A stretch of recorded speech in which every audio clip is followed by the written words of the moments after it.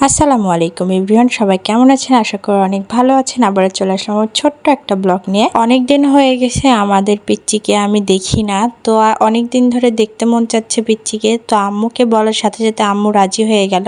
আর পিচ্চি বলে ডাকার একটাই কারণ ওর নাম এখনো রাখা হয়নি। আর আমার ভিডিও দেখার পরে অনেকে আমার আম্মুকে কল দিয়ে বলতেছে যে তোর ছেলের বাচ্চা হলো কবে। তো যাই হোক, তো আজকে আমি ক্লিয়ার করে দিচ্ছি, ওইটা আমার মামাতো ভাইয়ের মেয়ে। পিচ্চিদের বাসায় আসার পরে দেখি তাকে দেখার জন্য অনেক মেহমান চলে আসছে। আর আমাদের এই কিউট পুতুলটা শুধু সারাদিন ঘুমায়, একটুও কান্নাকাটি করে না।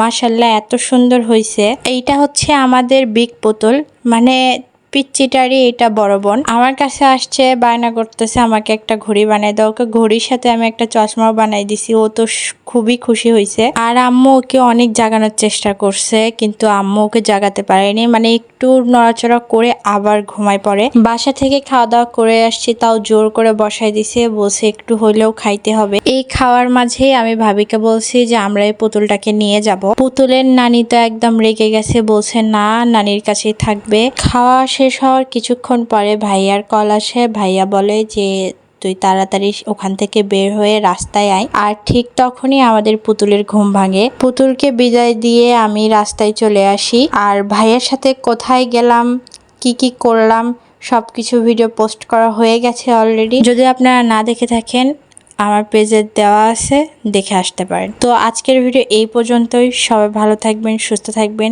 আর আমার পেজে যদি নতুন হয়ে থাকেন, অবশ্যই আমার পেজটিকে ফলো করবেন। আল্লাহ হাফেজ।